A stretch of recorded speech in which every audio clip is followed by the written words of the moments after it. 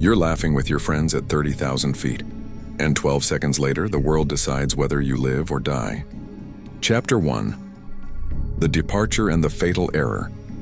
When the Fairchild FH-227 took off into the skies of Uruguay on October 13, 1972, no one could have imagined that this journey would turn into one of the most terrifying events in history.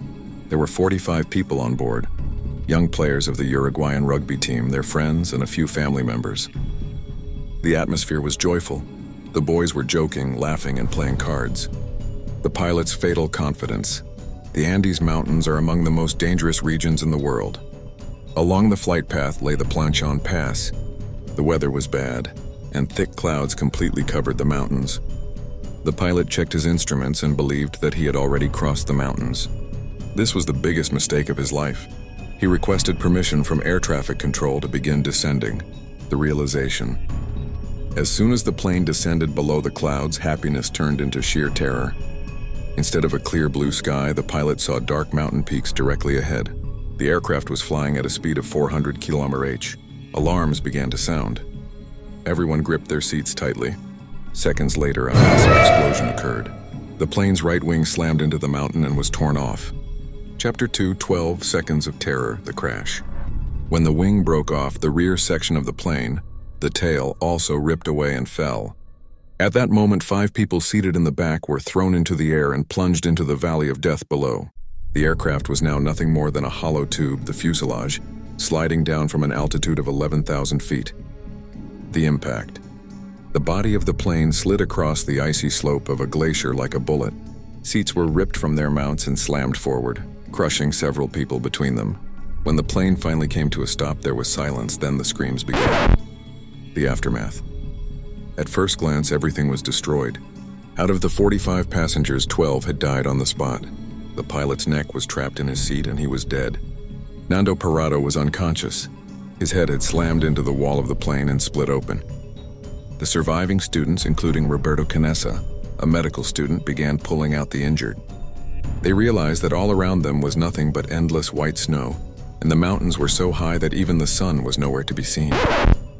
Chapter 3. The First Night. A night in frozen hell. When the sun went down, the real torment began. At an altitude of 11,500 feet in the Andes Mountains, the nighttime temperature dropped to 30 degrees Celsius. These people were from Uruguay, a country where such extreme cold is never experienced. They had nothing but shirts and trousers to protect themselves. The survival struggle. The rear section of the plane was open, allowing icy winds to rush inside. The survivors used broken luggage and torn seats to build a makeshift wall to block the wind. They lay on top of one another to survive using shared body heat. The cries in the dark. All night long, the screams of the injured echoed through the wreckage. Nando Parrado was still in a coma. Everyone prayed for morning to come, but the cold was so intense that blood began to freeze. When the first morning arrived, they discovered that 5 more people had died during the night, due to the cold and their injuries. Chapter 4. The Radio Shock, Abandoned by the World. The survivors believed they would be found. They constantly stared at the sky, hoping to see a rescue plane. They tried to write SOS in large letters on the snow, but they had so little coloring material, lipstick, that it could not be seen from above. The transistor radio. On day 11, they found a small radio in the wreckage. They connected the wires and, with great difficulty, managed to catch a signal. Everyone fell silent and gathered around the radio. The breaking news. A Chilean news broadcast came through the radio. The search for the missing plane in the Andes has been called off. There is no longer any hope of finding survivors. The emotional collapse. The moment they heard this, the entire fuselage filled with cries and sobs.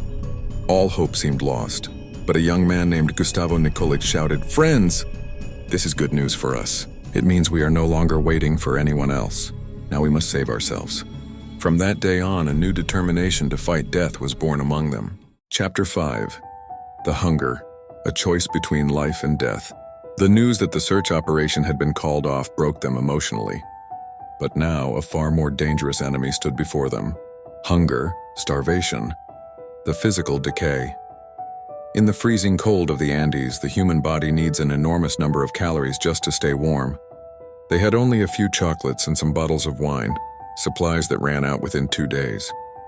Their bodies began to consume themselves. They were losing 1 to 2 kilograms every day. People became so weak that they could barely stand. The desperate discussion. They tried eating the leather from the plane seats, but it was plastic and impossible to digest. There were no trees, no animals, nothing but snow and rock. The taboo. One afternoon, behind the wreckage, a group of friends sat together.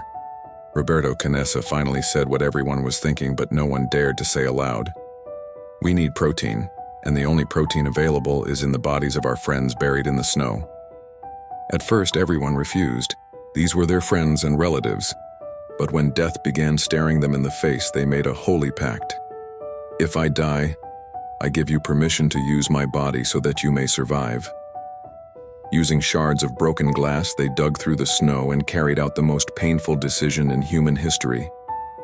This was not cruelty. It was pure survival instinct. Chapter 6. The Avalanche. Nature's final blow. Just as they had learned how to fight hunger, fate struck them with its hardest blow. On the night of October 29th, while everyone was sleeping inside the plane, a massive avalanche thundered down the mountain. Buried alive. Within seconds, the entire plane filled with snow. Those who were asleep were buried alive. Nando Parrado, who was lying slightly higher, managed to dig his head out of the snow and breathe. He immediately began trying to pull his friends out.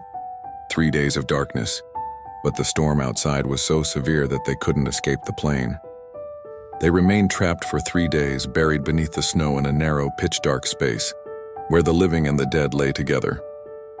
During those 3 days, 8 more people died, including Marcelo Perez, the team captain. When the storm finally ended and they cut a hole through the roof of the plane to look outside, they realized one harsh truth. The Andes were not going to let them go easily.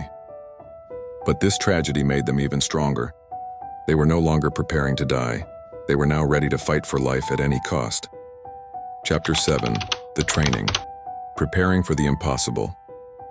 After the avalanche, the survivors understood one brutal truth.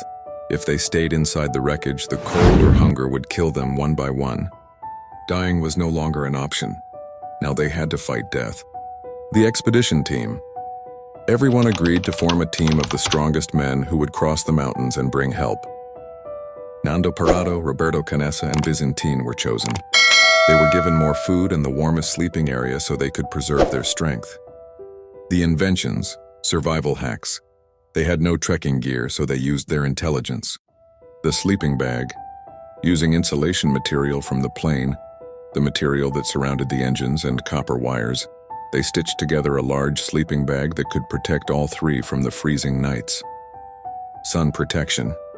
The glare from the snow could cause snow blindness, so they took pieces of plastic from the cockpit, burned them, and turned them into dark goggles. The sled. Plastic parts from the plane seats were used to slide across the snow. Every day, the expedition team practiced climbing the mountain. Their bodies were weak, but their determination was stronger than the mountains. Chapter 8. The Final Hike. Climbing to the Heavens. On December 12, 1972, after 2 months, Nando, Roberto, and Vizintin left the plane forever. They began climbing toward the peak they called Mount Sealer, the deadly ascent. They believed it would only take a few hours, but the mountain rose to 17,000 feet. With no oxygen, no ropes, and no proper shoes, they climbed for 3 days. At night, they huddled inside the insulation sleeping bag, while violent winds tried to throw them off the mountain. The heartbreaking view. When Nando Parrado reached the summit on the afternoon of the 3rd day, he expected to see green valleys below. But when he looked to the other side, the ground seemed to vanish beneath his feet. There was no greenery, only endless snow-covered mountains stretching for thousands of miles. When Roberto saw this, he broke down and said, "We're dead." Nando looked into his eyes and replied, "No, Roberto. Maybe we'll die, but we'll die walking forward. We will not turn back." They sent Vizintin back so Nando and Roberto could use his food and continue ahead. Now the 2 men stepped forward alone into the Valley of Death. Chapter 9. The Encounter. A Note on a Stone. Nando and Roberto had now been walking through the mountains for 10 days. Their bodies were no longer really bodies, just skeletons wrapped in skin. Their eyes were sunken, their lips cracked and bleeding. But as they descended from the mountains, the scenery began to change. The snow disappeared and patches of grass began to appear. The miracle across the river. One evening, as they collapsed in exhaustion beside a river, Nando saw a man on the opposite bank. He was a Chilean shepherd named Sergio Catalan.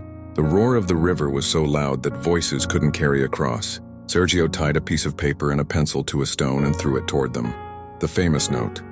With trembling hands, Nando wrote, "I come from a plane that fell in the mountains. I am Uruguayan. We have been walking for 10 days. In the plane, there are still 14 injured people. We need to get out of here quickly and we don't know how. Please come for us."